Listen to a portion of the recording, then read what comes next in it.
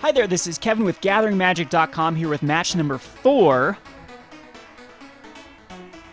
with mono black vampires playing on a budget. This is a decent hand, 2 removal, Vampire Nocturnus. No, I'm not going to mold this. I am on the draw. I'm liking these 4 lands, of course. See, we're up against a Dragon Skull's coming into play. Tap could be anything. Let's hope it's not Jund again, because that was a brutal match. I am liking this Mutilate. I'm hoping this is just a Rakdos aggro and not a Jund. So Caverns of Souls naming Wizards. Let's see. It's gonna be like an Aristocrat type build again with the Blood Artist. I will go ahead right now and ultimate price that Blood Artist. I cannot kill a Boros Reckoner with an ultimate price, but we will be able to handle that with a Mutilate. So I'm hoping he overextends here and plays a Boros Reckoner, and then the next turn plays something else, and I can get a lot of value out of my Mutilate. So let's see if we can avenge our loss against the Aristocrats. He is a little mana screwed here. I mean, the Caverns of Souls aren't going to be able to really cast anything but a Boros Reckoner. I gotta assume that's in his hand. And we could actually ultimate price off this Blood Artist, but I don't really care about it. It will give him an extra life, extra damage off of whatever I mutilate next turn. Okay, yep, old school. We are playing against the old school Aristocrats deck. And again, I'm thinking that one more turn, we're going to let him overextend one more turn and then mutilate to get even more advantage out of it. And if we have to right here, we can always, because he has to tap 2 untapped, so we can always ultimate price this High Priest in response. But I'm hoping it's like a Falconwrath Aristocrat that's coming out right here,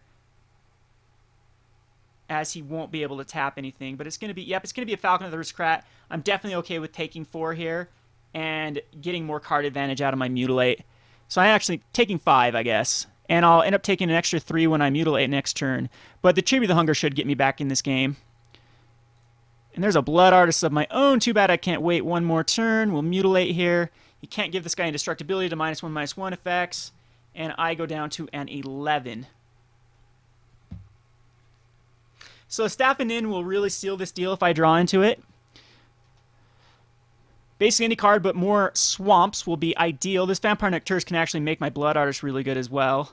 I am going to quit drawing swamps, hopefully, but we're going to play this Vampire Nocturnus. And then we are going to throw out this Blood Artist. Hey, look at that. We know we're getting a Bloodline Keeper next turn, which is awesome. I don't think there's much he's going to be able to do against this. Alright, so looking good. 22 to 11. Yes, I still am kind of afraid of a what now? A Zealous Conscript again? But he's looting here. And it doesn't grab anything. So he might be the Harvest Pyre build with the Boros Reckoner, which could be problematic, so we do need to try to finish him off as quick as possible. Other than Tribute to Hunger can, in response, kill off that Boros Reckoner. Nothing. See what we have coming up. Okay, another Tribute to Hunger. So we're able to swing in here for 7. And keep up Bloodline Keeper mana and Tribute to Hunger. So barring anything crazy, this should be our game.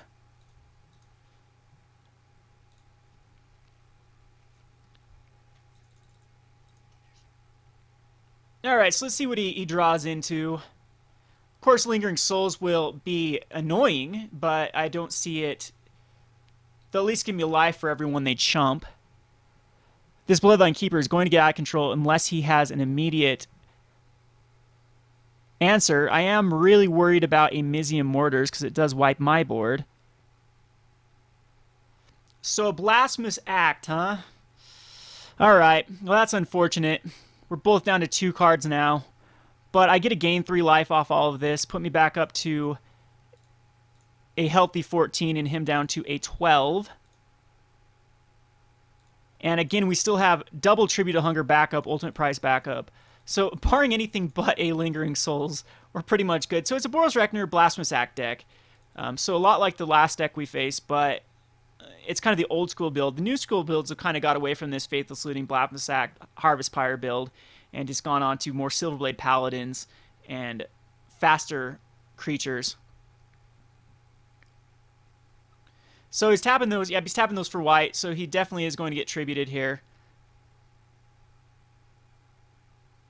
And I'll be gaining another 3 life. Harvest Pyre won't do anything. Alright, cool. We'll tribute both of them. So there goes one Boros Reckoner. And he's going to throw out the other Boros Reckoner. And again, we'll tribute that one. So I'm thinking with my ability to draw cards that I am going to have card advantage here sooner than later. And able to just out-card advantage him. Unless I keep drawing into those. Seems to be the theme today. But there's 8 of them out of the way, so there's 17 left in the deck. So we have a lot higher percentage of drawing an actual card than a land. He seems to be a little land-flooded too. I'm not going to ultimate price that, of course. It's not a threat. Falcon of the Aristocrats is a huge threat, though. But he's going to Faithless Looting. Okay, he's got his card too, though, so he's going to be down to 1 useful card that he can't play this game. And Blast Act goes away. And let's see what else he chucks. Alright, Staff of Nin. Let's come out this next turn. Okay with a Sign in Blood. Okay with a Vampire Nighthawk. Okay with a Bloodline Keeper. Okay with basically everything in this deck but a Swamp. So let's see if he flashes back these Lingering Souls. That's a pain in the butt, actually. Nope, a Cartel Aristocrat. Actually can't touch that. Ugh, annoying.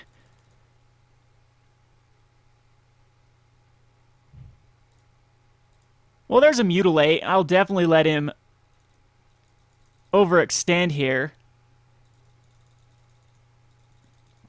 And I'll definitely ultimate price that Doom Traveler.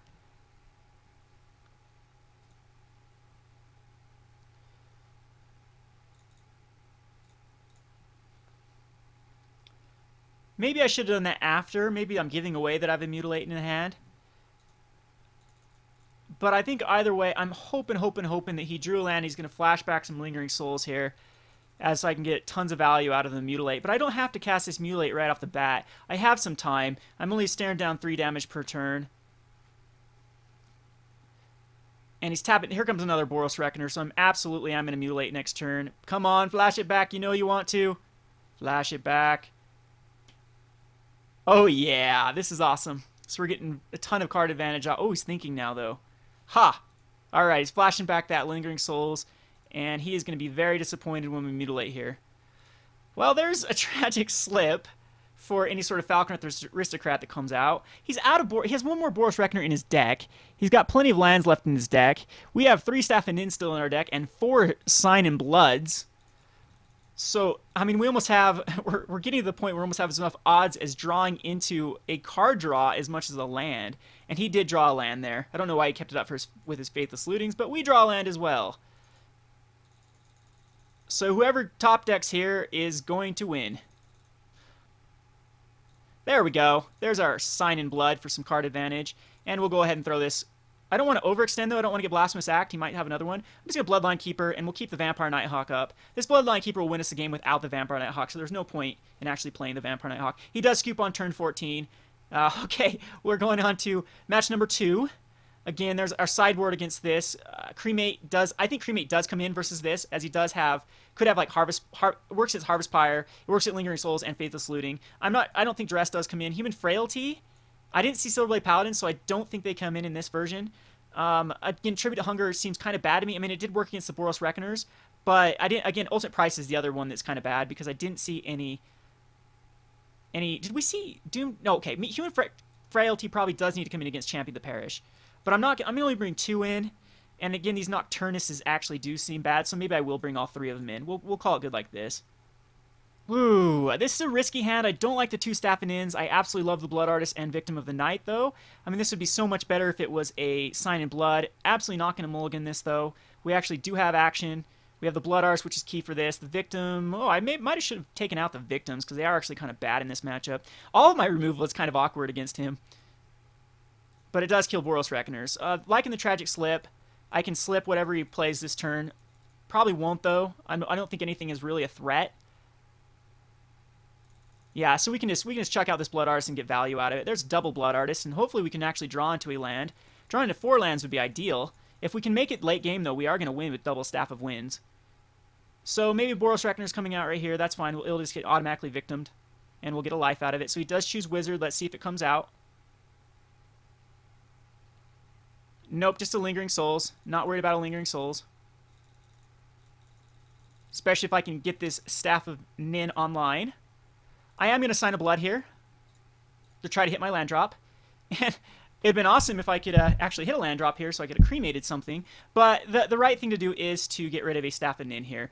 I hate to lose this matchup due to not drawing a land in... That'd be 4 cards now.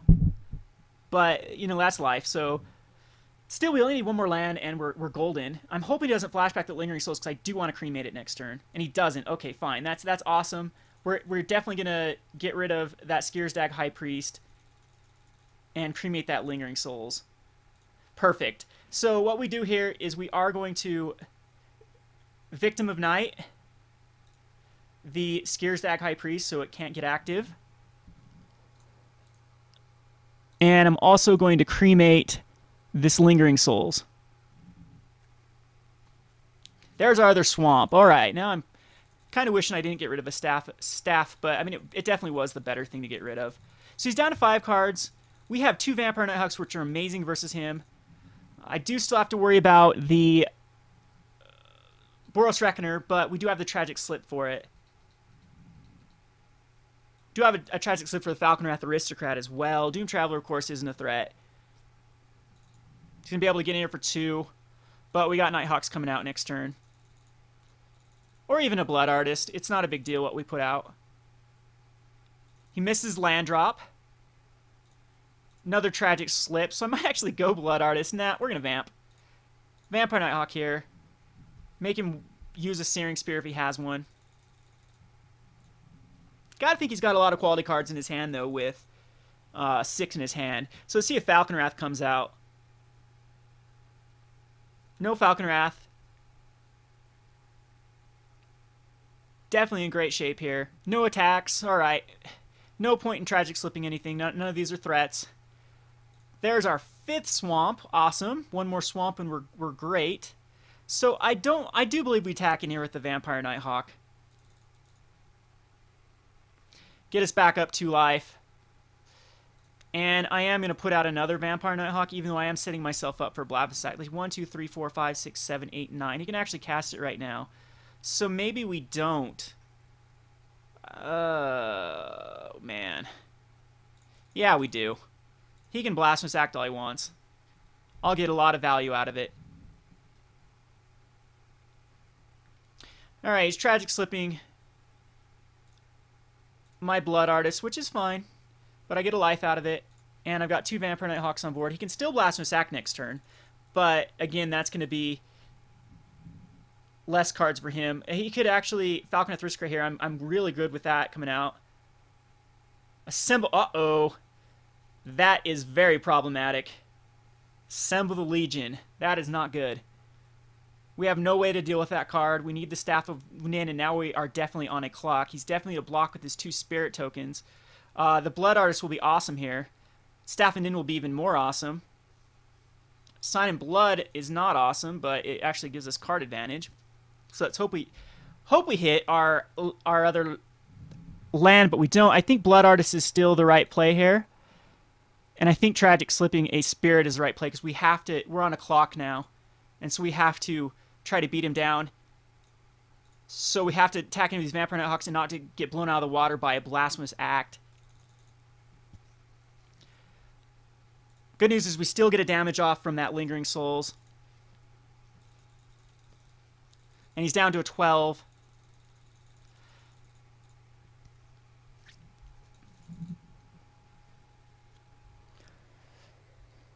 Again, let's hope there's not a Blasphemous Act here.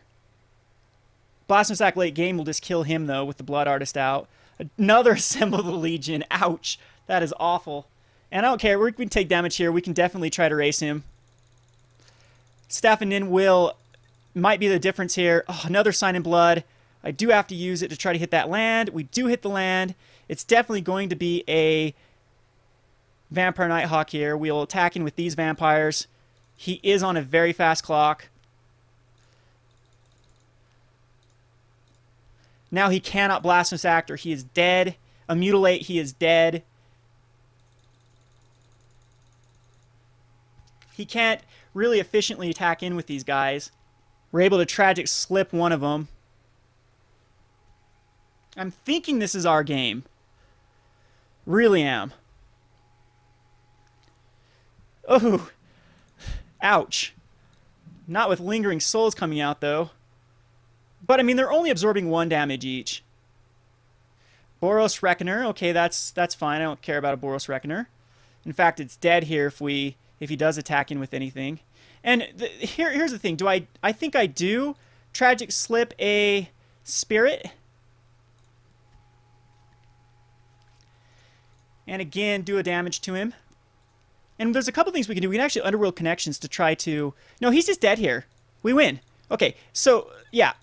I'll show you how we win here. We Staff of Nin. And that's game. Yep, cool. So we win there. And you say, I didn't get to play the 4th round in the tournament because my opponent did just not show up for 10 minutes. So did go technically 2-2 in the standard daily. So I did queue up in this last...